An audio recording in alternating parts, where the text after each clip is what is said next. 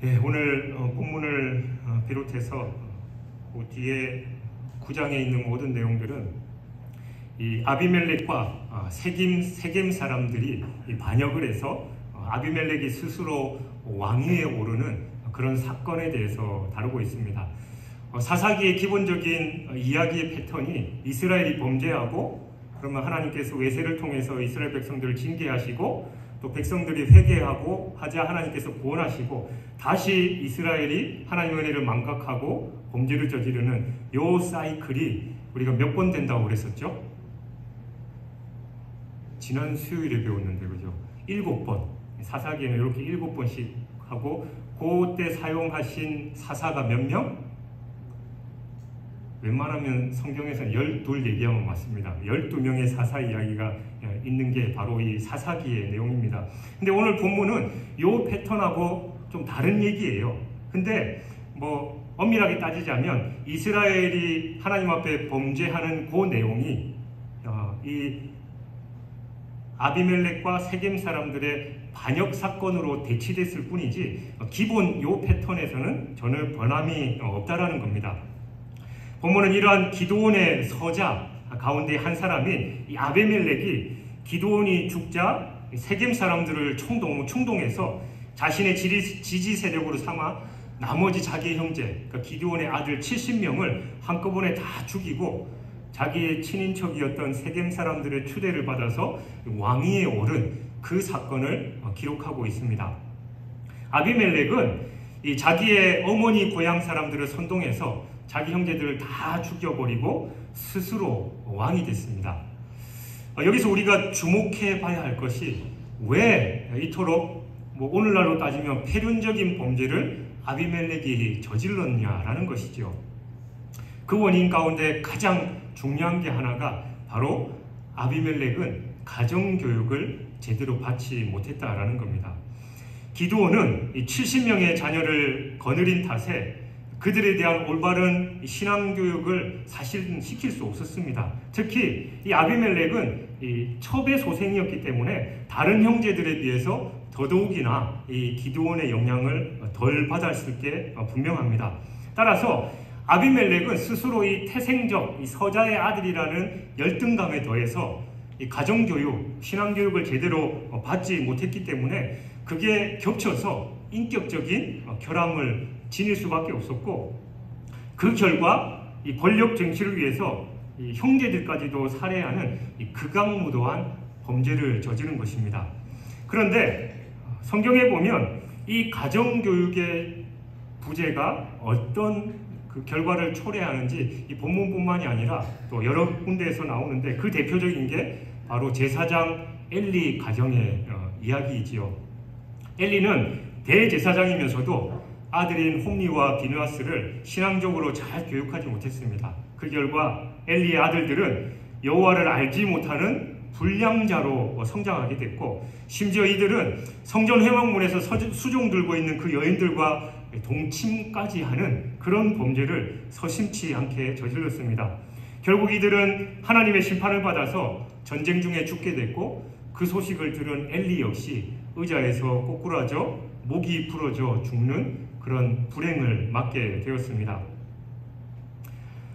이처럼 가정에서의 신앙 교육이 없는 것, 그것만큼 그 가정을 어렵게 만들고 또 그것이 바로 그 가정을 파탄으로 끌고 가는 원인이 된다라는 겁니다. 가정교육은 그 가정을 세우는 바탕으로서 예절과 도덕, 가치관 그리고 신앙 등을 가르치는 거로 가정교육이 잘못되면 자녀들이 인격적 결함을 갖게 될 수밖에 없다라는 것이죠. 그래서 가정은 학교에 우선하는 학교이고 부모는 교사에 우선하는 교사다라는 그런 말도 있듯이 가정교육의 중요성은 아무리 강조해도 지나치지 않습니다. 그런데 오늘날 이 현대를 살아가는 부모들은 어떻습니까? 저도 목사이기 이전에 한 가정의 아버지로서 제가 얼마만큼 아이들을 또 신앙으로 또 사랑으로 잘 교육시키고 양육하고 있는지 제 스스로에게 물어보면 부끄럽기 한이 없습니다만 오늘날 대부분의 부모들이 먹고 살기에 바빠서 맞벌이는 당연하게 일상화가 됐고, 그래서 아이들은 그냥 학교에다가 학원에다가 이렇게 맡기는 일이 비일비재하지요. 그래서 학교에서 그 아이들을 잘 양육해주고 또 학원에서도 그렇게 잘 해준다라고 철석같이 믿고 있습니다만 그게 다 착각이지요. 학교와 학원은 그 아이들의 일반적인 지식, 학업에 공부에 도움되는 일은 해줄 수 있을지 모르지만 그 아이들의 인성이나 또 그들을 사랑으로 진정으로 품어내는 데는 분명하게 한계가 있다라는 겁니다. 사회를 떠들썩하게 했던 그 가정 폐륜의 사건들이 뉴스에 잊을만 하면 한 번씩 나오잖아요. 예전에 명문대학을 다니다가 유학을 갔는데 그 부모가 그 카드값을 제대로 갚아주지 않는다고 해서 귀국해서 그 부모를 살해했던 그런 사건이라든지 대학 교수임에도 불구하고 자녀들을 또 학대해서 죽이는 안타까운 저랑도 가까운 우리 그 서울신학대학에서 일어났던 그런 사건들도 비일비재하게 그런 매스컴에서 떠들기도 했습니다만 그들이 학교를 열심히 안 다녔습니까? 학원을 열심히 안 다녔습니까? 세상적으로 봤을 때는 명문대학에 다녔고 또 대학 교수였음에도 불구하고 그 가정교육, 신앙교육이 제대로 되지 않았기 때문에 그들이 그런 범죄를 저지를 수밖에 없었다라는 것이지요. 때문에 가정교육의 위치는 그만큼 더더욱 중요할 수밖에 없습니다. 여러분, 여러분의 자녀가 정말 바르게 성장하기를 바라십니까? 그러면 여러분이 눈물의 기도를 뿌려야 합니다. 그 기도로 인해서 여러분의 자녀가 건강하게 또 바르게 성장할 수 있다는 것이지요. 오늘날 많은 그리스도인들도 내 자식이 사회적으로 또 세상적으로 성공하고 또 부귀영화 누리며 사는 게 제일 큰 자랑이지요. 우리 아이는 직장은 좀 변변치 않고 또 재산은 별로 없지만 그래도 신앙생활만큼은 정말 하나님 앞에서 최선을 다해서 잘하고 신앙이 최우선입니다라고 자랑하는 부모를 저는 지금까지 목회를 하면서 한 번도 못 봤습니다. 늘 모든 부모들의 첫 번째 자랑은 우리 아이가 공부를 잘해가지고 어떤 대학에 갔고 또 이번에 어떤 직장을 갖게 됐고 목사님 이번에 좋은 집을 샀고 좋은 차를 샀습니다. 기도해 주셔서 감사합니다. 그것도 당연히 감사와 자랑거리가 될 수 있습니다만 그거 이전에 우리의 자녀들이 진정 신앙 안에서 바로 서 있는지 우리 스스로가 돌아봐야 한다는 것이죠. 세겜 사람들이 이 아비멜렉의 감언이설에 현혹이 돼서 아비멜렉을 따라서 죄악의 길에 들어서게 됐습니다. 아비멜렉이 이 혈연을 내세워서 도움을 청한 이 많은 세겜 사람들을 현혹하기에 그는 충분했고 또 세겜 사람들이 볼 때도 아비멜렉 딱 보니까 뭔가 결단하면 결단력도 있고 또 과감성도 있고 리더로서 카리스마가 많이 있어 보였습니다. 그런데 이 세겜 사람들이 따랐던 아비멜렉은 카리스마가 있었는지는 모르겠지만 그의 형제 70명을 죽인 행동 그 하나만 보더라도 바른 리더의 모습은 아니지요. 이렇게 잘못된 리더를 따라가면서 악을 행했던 세겜 사람들 역시 결론은 자기들도 악을 행하고 그 악으로 인해서 파멸을 겪고 말았습니다. 이처럼 잘못된 리더를 쫓으면 반드시 잘못되게 돼 있습니다. 우리가 제2차 세계대전 당시 독일의 경우에서도 명확하게 확인할 수 있지요. 제2차 세계대전에 그 당시에 독일의 지도자는 히틀러였습니다. 그는 달변가였고 군중들을 사로잡는 이 탁월한 카리스마를 소유한 그런 사람이었습니다. 독일 국민들은 히틀러를 따라가면 이 전쟁에서도 당연히 승리할 수 있었고 또 세계를 지배하는 이 우수한 게르만 민족을 꿈꾸면서 그 히틀러에게 힘을 실어줬습니다. 그러나 잘못된 리더에 의해서 움직이던 독일은 패전했고 혹독한 대가를 치러야만 했습니다.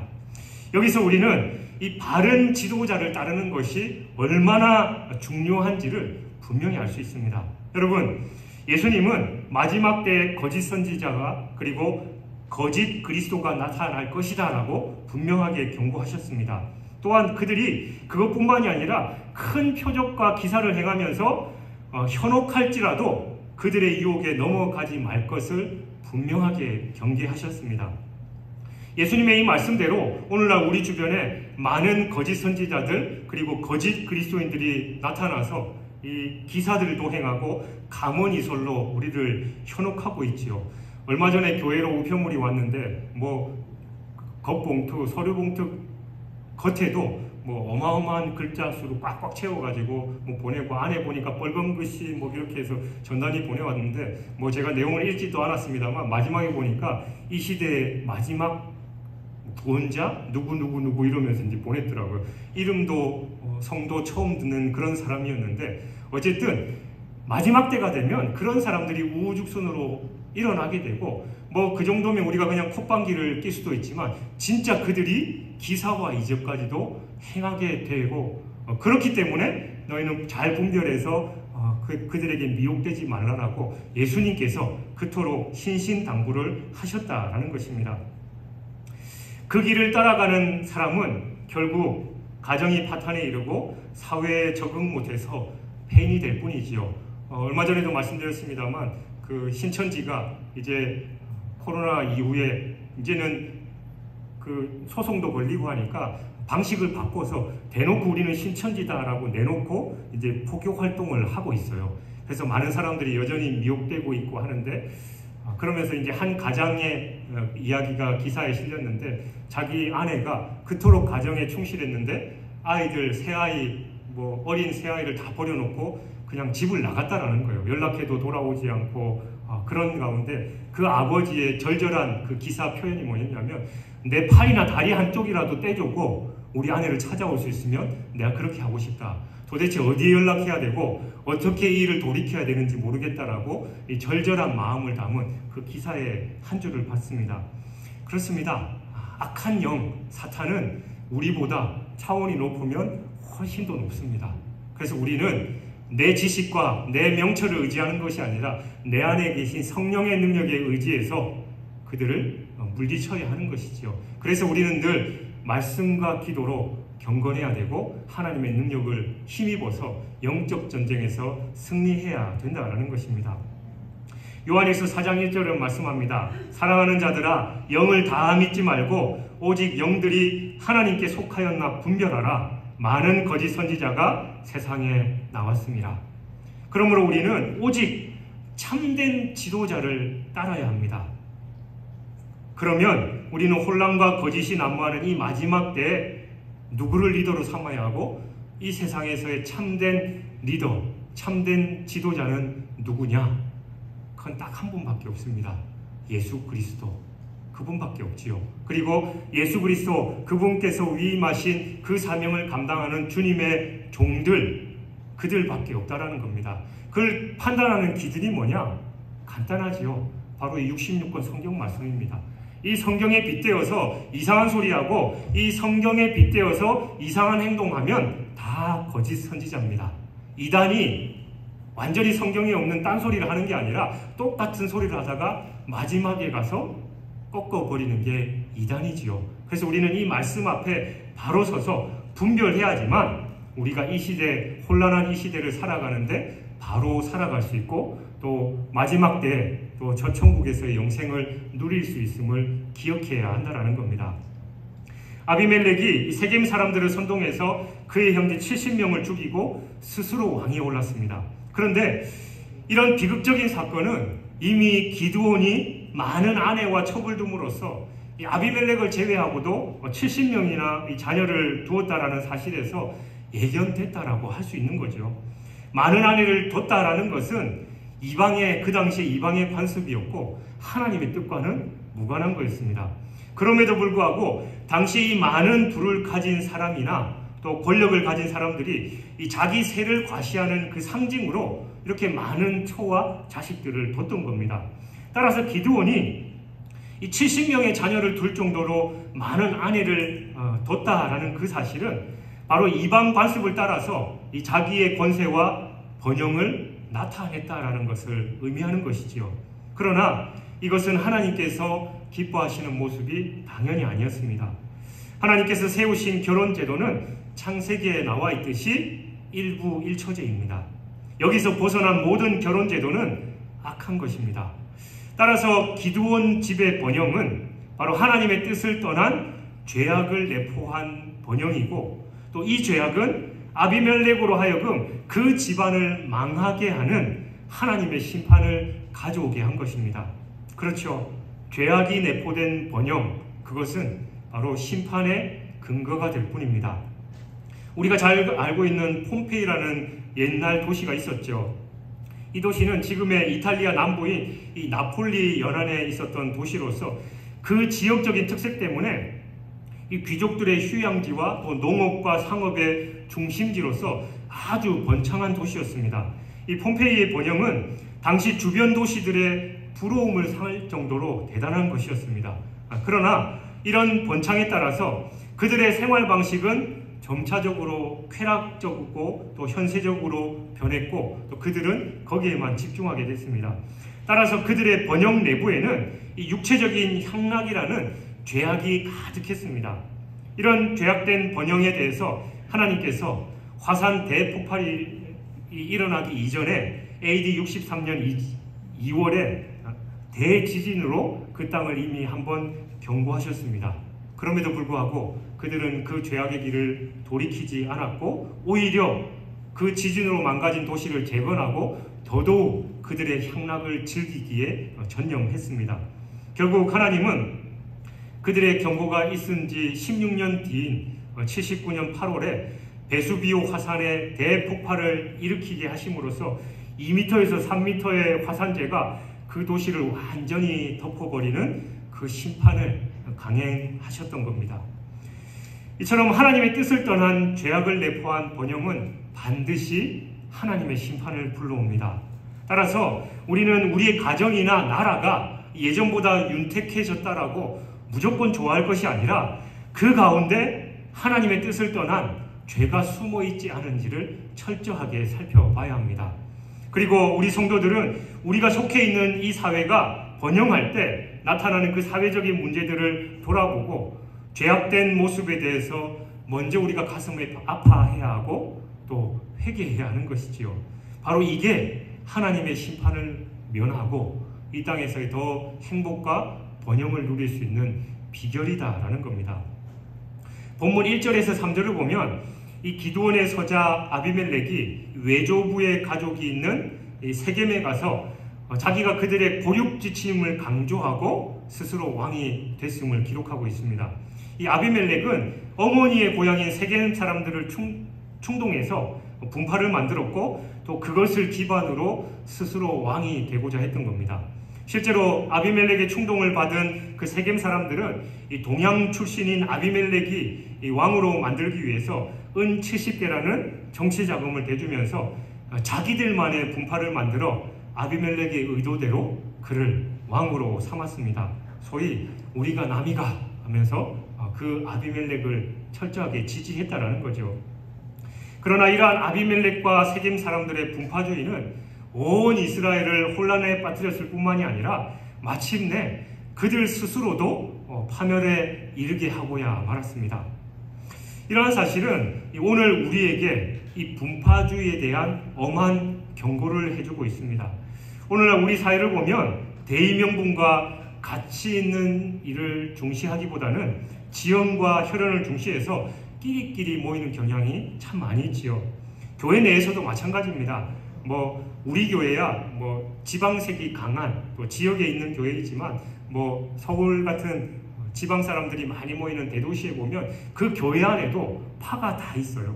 학교 출신별로 또 고향별로 무슨 도, 또 무슨 도별로 이렇게 모여서 자기들끼리만 하고 또 자기들끼리만 같이 모이고 교제하고 또 자기들끼리 모여서 어떤 봉사단체를 만들어서 교회에서 또 봉사하려고 하고 은근히 그 기관장들 자기 라인의 사람들만 시키기 위해서 서로 그런 노력들이 교회에서도 많이 있다라는 겁니다.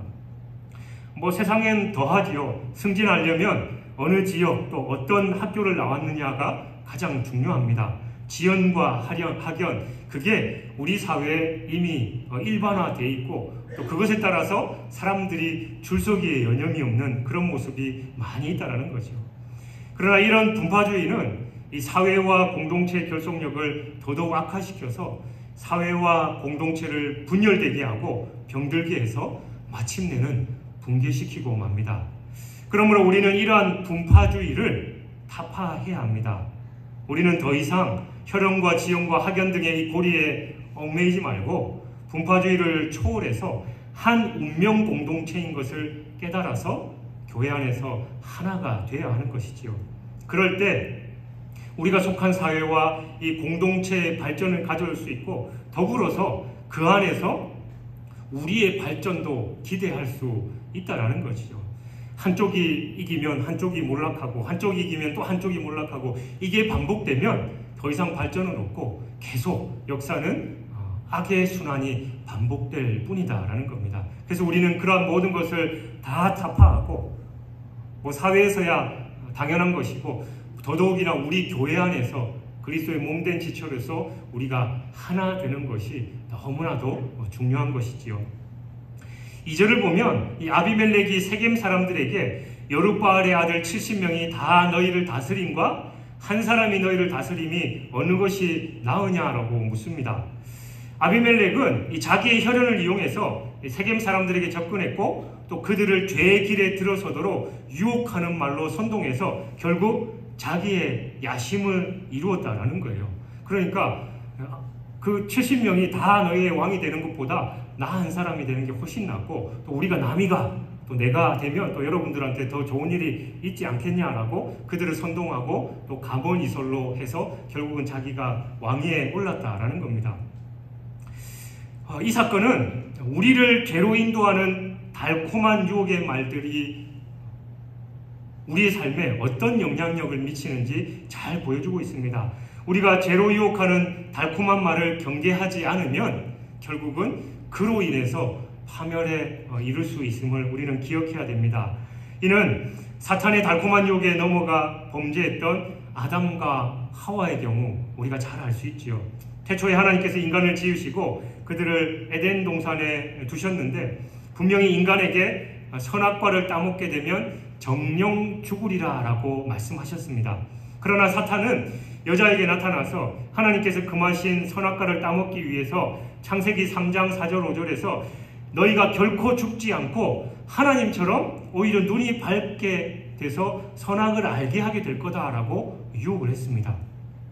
이 말은 하나님의 명령과 상반되는 것이었지만 이 피조물인 사람이 하나님과 같이 되면서 결코 죽지도 않는다라는 것이 하와에게 있어서 큰 매력거리로 다가왔습니다. 결국 이 유혹을 이기지 못한 하와는 하나님께서 금하신 그 선악과를 따먹었고 남편에게도 줘서 돌이킬 수 없는 파멸의 길로 가고 말았습니다. 그런데 에덴 동산에 있었던 사탄의 이 매혹적인 말의 유혹은 오늘날 우리에게도 계속되고 있습니다. 우리가 죄악에 대해서 경계하고 하나님의 말씀대로 살아가려고 노력할 때 사탄은 우리에게 늘 옆구리 찌르면서 하죠. 야, 한 번인데 어때? 이 정도는 괜찮아 라고 우리를 계속해서 유혹합니다. 하나님의 엄정한 경고를 알고 있는 우리는 어떻게 해서든지 죄를 범치 않으려고 하지만 사탄은 계속해서 우리를 유혹합니다. 그러나 그렇게 한 번 죄를 짓게 되면 그 죄의 올무에 걸려들어서 돌이킬 수 없게 됩니다.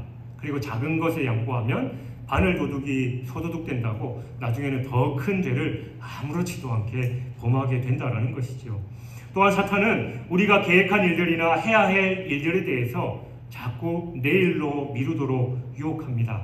그래, 교회 열심히 봉사하고 또 예배에 열심히 참석해야지라고 하면 지금 상황이 그러니까 내일에 다음에 하면 돼 라고 계속해서 미루게 만듭니다. 결국은 우리가 밀어놨던 그 내일은 결코 우리에게 다가오지 않고 계속해서 하나님의 뜻과 반대되는 길을 감으로 우리는 스스로 파멸을 자초하고 말게 된다는 것이죠.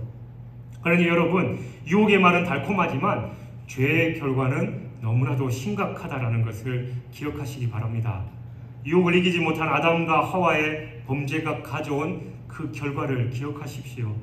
아비멜렉의 말에 따라서 모반에 가담했던 세겜 사람들의 그 비극적인 결과를 기억하시기 바랍니다. 정녕 여러분은 죄의 길로 유혹하는 그 달콤한 말을 들을 때마다 예수님께서 광야에서 사탄이 예수님을 유혹하고 시험할 때 하나님 아버지의 말씀으로 이기셨던 것처럼 우리가 늘 말씀에 굳게 서서 사탄을 성령의 검인 그 말씀으로 쳐서 물리쳐 영적 전쟁에서 넉넉하게 승리해야 될 줄 믿습니다. 5절 6절은 이 아비멜렉이 자기 형제 70인을 죽이고 세겜에 있는 기둥 상수리 나무 아래에서 왕이 된 그 장면을 기록하고 있죠. 이건 분명 아비멜렉의 엄청난 악행이었습니다. 그러나 이 아비멜렉의 왕위 등극은 그가 권력 다툼에서 최후 승리를 거둔 것처럼 여기기에 충분합니다. 또한 그의 일의 승리는 일방적이고도 또 완전한 승리처럼 보였고, 이제 아비멜렉이 가는 길에 있어서 막을 자가 그 누구도 없는 것처럼 보였습니다. 그러나 과연 그렇게 됐습니까? 그의 승리는 오래가지 못했죠. 아비멜렉이 왕위에 오른 지 겨우 3년 만에 그의 추종 세력이었던 세겜 사람들이 들고 일어나서 파멸을 맞이했습니다. 결국 여기에는 아비멜렉과 세겜 사람들의 죄악을 갚으시려는 하나님의 섭리가 계획되어 있습니다. 그러니까 이게 뭘 의미하냐? 악인의 승리는 일시적일 뿐이다 라는 사실입니다. 악인은 일시적으로 승리를 거둘 수 있을지는 몰라도 결코 영원한 승리는 쟁취할 수 없습니다. 이러한 사실은 이 다윗의 씨를 다 죽이고 왕위에 올랐던 아달랴와 그리고 유대인을 몰살시키려고 했던 하만의 파멸을 통해서 우리는 분명하게 확인할 수 있습니다. 그들은 한때 승리하는 것처럼 보였지만 그 결국은 파멸이었습니다. 여러분, 우리가 사는 이 세상에서 악이 승리하는 것처럼 보일 때가 참 많이 있지요. 어떤 사람들은 수단과 방법을 가리지 않고 자기가 얻고자 하는 것을 쟁취해냅니다. 또한 경쟁에서 이기기 위해서 뇌물을 주고 또 인맥을 총동원해서 어떠한 악이라도 서슴지 않는 사람들이 여전히 많이 있습니다. 어쩌면 이들이 정도를 가는 그 사람들보다 출세길이 빨리 열리고 또 인생의 승리자처럼 보일 수도 있습니다. 그래서 정도를 가는 사람들이 낙심하고 절망하게 되는 것이지요. 그러나 여러분, 이런 악의 승리는 결단코 오래가지 못합니다. 왜냐하면 이런 악의 승리는 공의로우신 하나님의 심판을 받아야 할 과제가 남아있는 승리이고, 역사의 주관자이신 하나님께서 그 승리를 인정하지 않으시기 때문입니다. 그러므로 우리는 악이 승리하는 것처럼 보일지라도 결코 절망하거나 낙심하지 말고 진정한 승리를 향해서 정도를 걸어야 합니다. 진정한 승리는 바로 하나님께서 인정해 주시는 승리입니다. 따라서 우리들은 뭐로 가도 서울만 가면 된다라는 그런 생각을 다 버려버리고 하나님께서 인정해 주시는 그 승리의 길, 정도를 걸어야 우리의 삶이 하나님께서 기뻐하시는 삶이 된다라는 것을 기억해야 할 것입니다. 아비멜렉의 그 악행에서 겨우 목숨을 건진 그 요담이 7절부터 11절에서 아비멜렉의 일을 듣고 세겜 사람들을 깨우치려고 우화를 들려주는 내용이 기록되어 있습니다. 그 내용인 즉슨 이 감람나무와 무화과나무 그리고 포도나무 같이 이 나무들이 그 나무들을 찾아가서 우리 나무 중에 왕이 되어달라라고 얘기를 했는데, 그 나무들은 나는 내 역할에 너무나도 만족하고 내가 지금 열매를 맺고 또 기름을 짜서 많은 사람들을 윤택케 하는 거에 충분하다. 나는 그래서 굳이 왕이 될 마음이 없다라고 거절했는데, 아무것도 없는 그 가시나무가 자기가 그러면 내가 왕이 되겠다라고 했던 그 우화에 대해서 얘기를 하고 있습니다. 근데 더더욱이나 이 가시나무는 왕의 자리를 차지했을 뿐만이 아니라 그가 얘기했던 조건이 뭐냐면, 내가 왕이 되면 너네들은 무조건 나에게 절대적으로 순종해야 된다라고 요구했다라는 거예요. 어떻게 보면 왕이 될 자격이 없는 그 가시나무가 너네들은 내가 시키는 데 다 해야 되고 내 그늘에서 쉬라라고 한 말 자체가 자기 분수를 모르고 교만한 표현이지요. 가시나무에 무슨 그늘이 있으며 또 가시나무가 또 많은 사람들을 어떻게 윤택하고 또 선한 영향력을 끼칠 수 있겠냐라는 것입니다. 이러한 사실이 보여주듯이 교만은 자기 분수를 모르는 데서부터 비롯됩니다. 가시나무처럼 자기 본분을 모르고 자기 분수 이상의 것을 탐내는 것은 과욕일 뿐이고, 또 이러한 본분을 망각한 그 삶은 바로 교만을 불러일으킵니다. 루시퍼가 타락해서 마귀가 되고, 또 아담과 하와가 타락해서 온 인류를 사망으로 몰아넣은 동기가 뭐냐? 다 피조물로서 자기 분수를 모르고 교만해져서 창조주이신 하나님의 뜻을 거스르고, 또 창조주이신 하나님과 같이 되려고 했던 그 까닭인 것이죠. 그러므로 우리는 우리의 분수를 제대로 알고 스스로 교만해지지 않도록 주의를 해야 합니다. 감람나무, 무화과나무, 포도나무는 왕이 되어달라라는 그 요청을 거절했는데, 그 이유가 모두 자기가 무엇을 해야 하는지를 분명하게 알고 있었고, 또 그 삶에 충실했고, 또 그 삶을 통해서 하나님과 또 다른 사람들을 기쁘게 했다라는 것이 공통점이었습니다. 결국 자기의 분수를 알고 또 그 삶에 충실한 사람이 하나님께 기쁨이 될 뿐만 아니라 다른 사람들에게도 선한 영향력을 끼칠 수 있다라는 것을 말해주는 것이지요. 결국 세겜 사람들은 그들이 지도자로 삼은 아비멜렉에 의해서 고통을 당하고 끝내는 파멸에 이르게 말았습니다.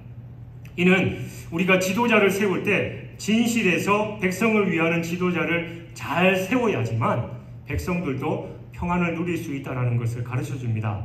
이런 사실은 우리가 지나온 역사의 발자취를 보더라도 잘 알 수 있지요. 우리나라도 지도자를 잘못 세워서 어려움을 당한 경험들이 많이 있습니다.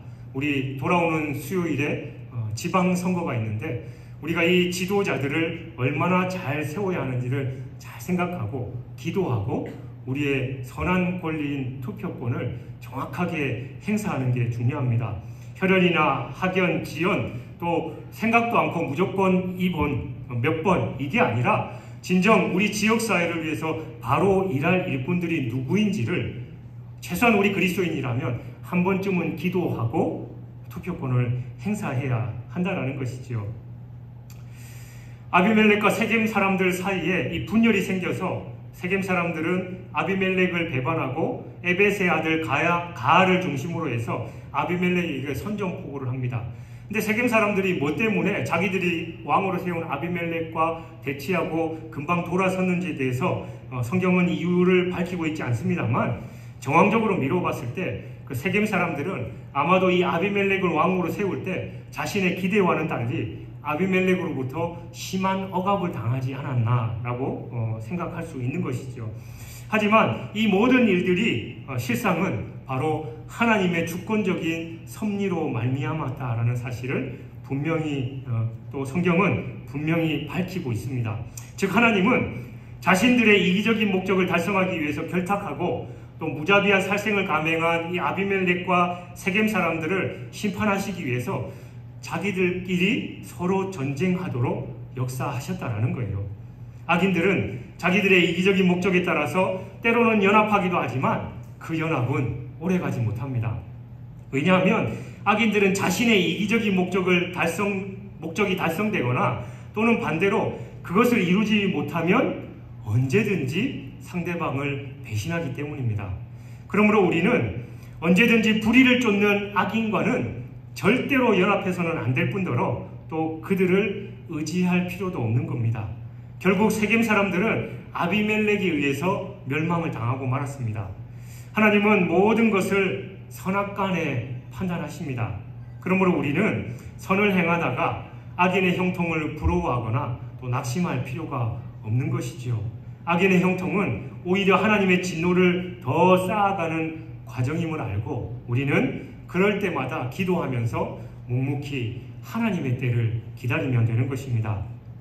세겜 사람들을 진멸했던 이 아비멜렉은 이 세겜의 반란에 가담했던 이 데베스를 쳐서 취하고 끝으로 망대로 핀신한 그 잔존 세력마저 완전하게 진멸하기 위해서 그 망대에 접근합니다. 그러니까 이 아비멜렉도 이 세겜 사람들에 의해서 자기가 왕이 됐음에도 불구하고 자기에 대해서 반역하니까 씨를 말리기 위해서 끝까지 투쟁을 했던 것이죠. 근데 그 망대를 접근하다가 망대 위에서 한 여인이 던진 맷돌 윗짝에 머리를 맞아 두개골이 깨지면서 처참한 죽음을 맞이하게 됐습니다.